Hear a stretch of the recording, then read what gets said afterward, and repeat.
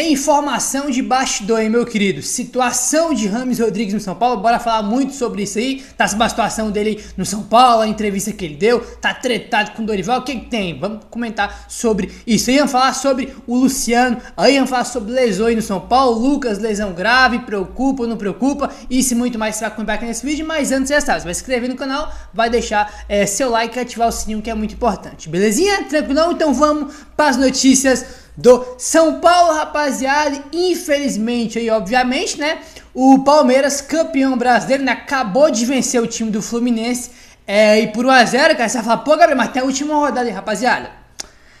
Última rodada, o Palmeiras tem que perder pro Cruzeiro, e o Flamengo, cara, e o Atlético Mineiro estão empatados ali com 66 pontos, né? Então Flamengo e Palmeiras, e Flamengo e Atlético é o que ainda tem chance, né, de ser campeão. Mas, cara, o Flamengo tem que ganhar de 16-0 do São Paulo para ser campeão brasileiro. Isso mesmo, 16-0, tá? Isso mesmo.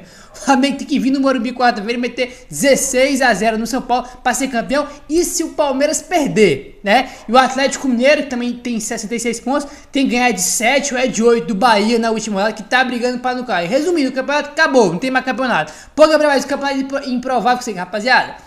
São Paulo tomar 16 gols do Flamengo no Morumbi, irmão.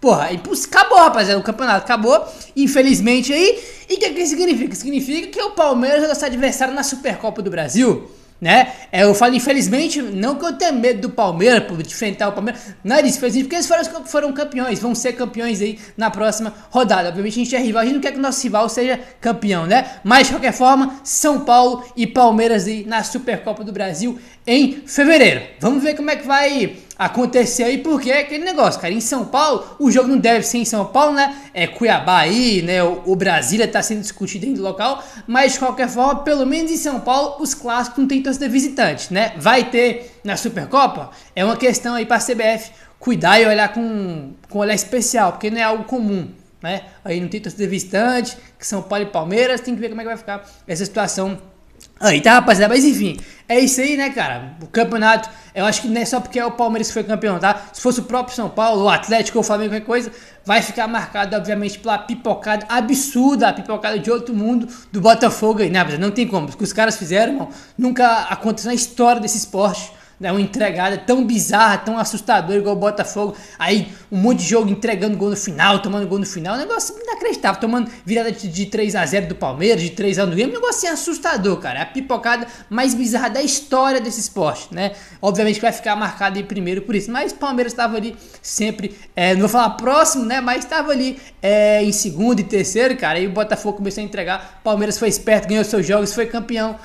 Aí, né, rapaziada? Mas enfim, vamos lá. Vamos avançar aí, rapaziada. E ontem tivemos o jogo do São Paulo, perdemos pro Atlético Mineiro aí, né, cara? O Luciano fez o gol do São Paulo aí na derrota por 2-1. E ontem foi o jogo de número 200 do Luciano com a camisa do São Paulo, tá? E ele fez uma publicação nas suas redes sociais falando o seguinte, abre aspas: que alegria poder dividir com vocês que ontem completei 200 jogos com essa camisa, que é tão pesada no Brasil e no mundo. O nosso tricolor, o nosso São Paulo. Amo esse clube, amo essa torcida, amo jogar, estar aqui. São 66 gols, 21 assistências e o quarto maior artilheiro do clube no século XXI, além de ser campeão paulista e da Copa do Brasil.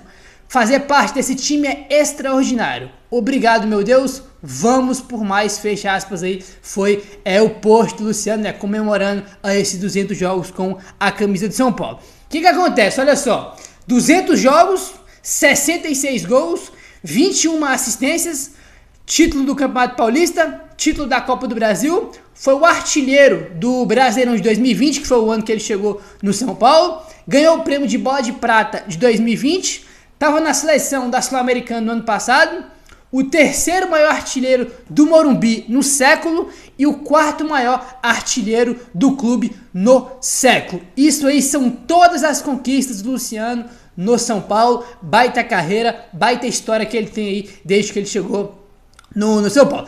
Aí, rapaz, o que acontece? São 200 jogos, né, cara? Dá 87, é isso?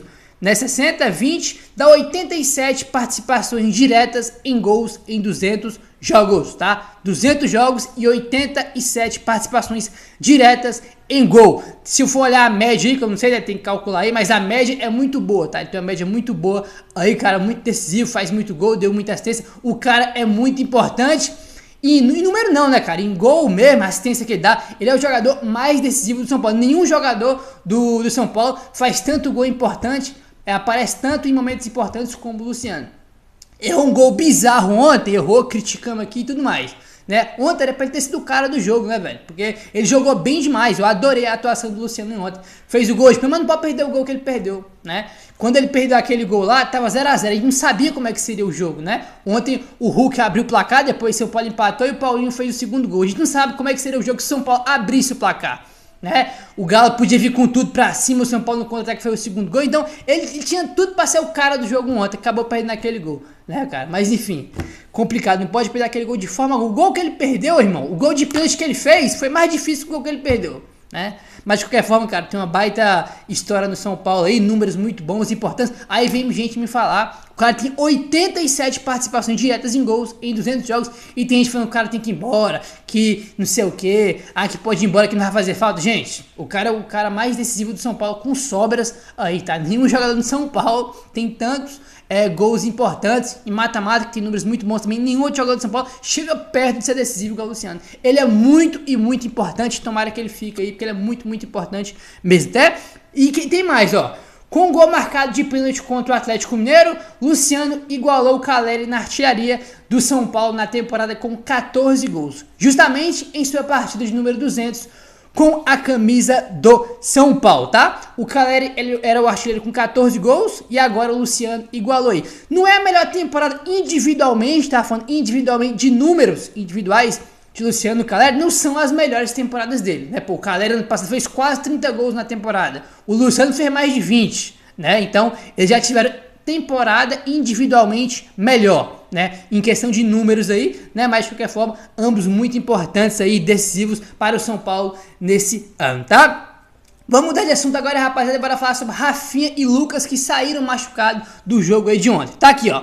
Dorival Júnior diz que Lucas e Rafinha preocupam, tá? O técnico Dorival Júnior não negou a preocupação com Rafinha e Lucas. A dupla deixou o jogo com dores e passará por exames para detectar a presença de uma lesão. O Dorival falou o seguinte sobre o Lucas, abre aspas. O Lucas se preocupa porque não foi uma torção. Ele sentiu uma dor muito forte na base do pé, mais ou menos na altura do tornozelo, fecha aspas aí, para o Dorival Júnior, né, dizendo que está preocupado aí com a questão do Lucas. E sobre o Rafinha, ele falou o seguinte, abre aspas, o Rafinha também preocupa, é natural, seriam 2 jogadores importantes para a última rodada, mas vamos aguardar para ver a possibilidade dos dois, fecha aspas aí, para o Dorival Júnior, preocupado com ambos os jogadores, tá, rapaziada? Tem até uma informação aqui que o Alexander Vieira traz ainda sobre o Lucas, olha só. Primeira avaliação sobre o Lucas. Ele sentiu muitas dores no tornozelo direito depois da dividida com o lateral direito Mariano.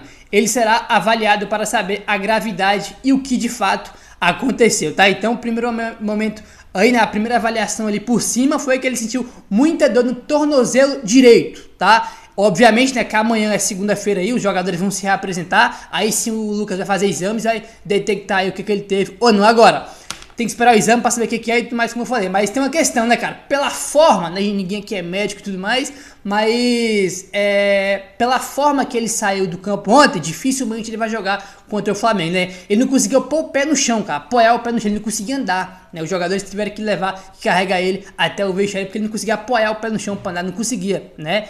E ele saiu chorando também, né? Obviamente tem que esperar o exame e tudo mais, mas aparentemente, pela forma que ele saiu, não deve nem jogar contra o Flamengo.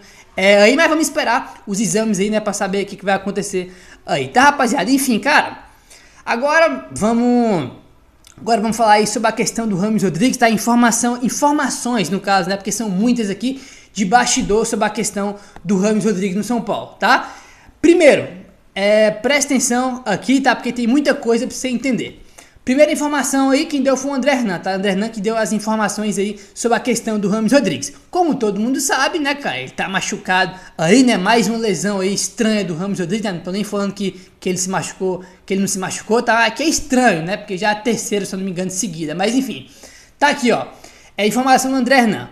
O que quis dizer Rames Rodrigues na entrevista ao Globoesporte.com, tá? Essa informação aqui, primeira, é sobre a avaliação da diretoria do São Paulo depois da entrevista que ele deu, tá? O que a diretoria achou da entrevista que ele deu pro Globoesporte.com, né? Pra quem tá em Nárnia ou não viu, ele deu entrevista falando que tá feliz no São Paulo e deixou o futuro dele aberto pra 2024. Ah, não sei se vou ficar, o futuro a Deus pertence, não sei o que. Ele tem que pensar no presente, mas o ano que vem eu não sei o que vai acontecer, sendo que ele tem contrato com o São Paulo. E obviamente, com um monte de gente começou a falar que ele quer ir embora, que não sei o que, virou uma polêmica muito grande aí.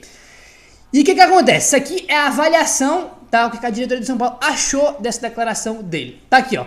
O que quis dizer Rames Rodrigues na entrevista ao Globoesporte.com. Rames Rodrigues quer jogar mais. É uma questão muito simples e elegante por parte do Rames Rodrigues, de falar da maneira que ele falou. Foi muito sutil a fala dele, muito serena na maneira de dizer. Ele quis dizer que quer jogar mais, ganhar mais oportunidades, jogar da maneira que ele gosta de jogar da maneira que ele joga na seleção da Colômbia. Porque o Rames Rodrigues na seleção joga o que joga e no São Paulo não.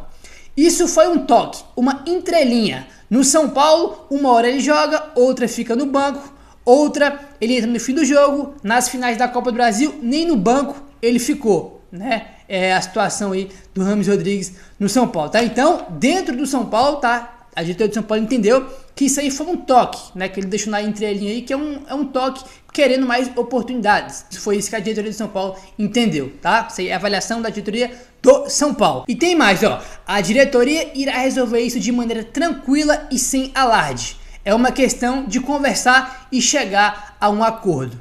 Sobre a questão do Dorival, tá? É aqui, ó. Não existe nenhuma rusga entre Rames Rodrigues e Dorival Júnior, tá?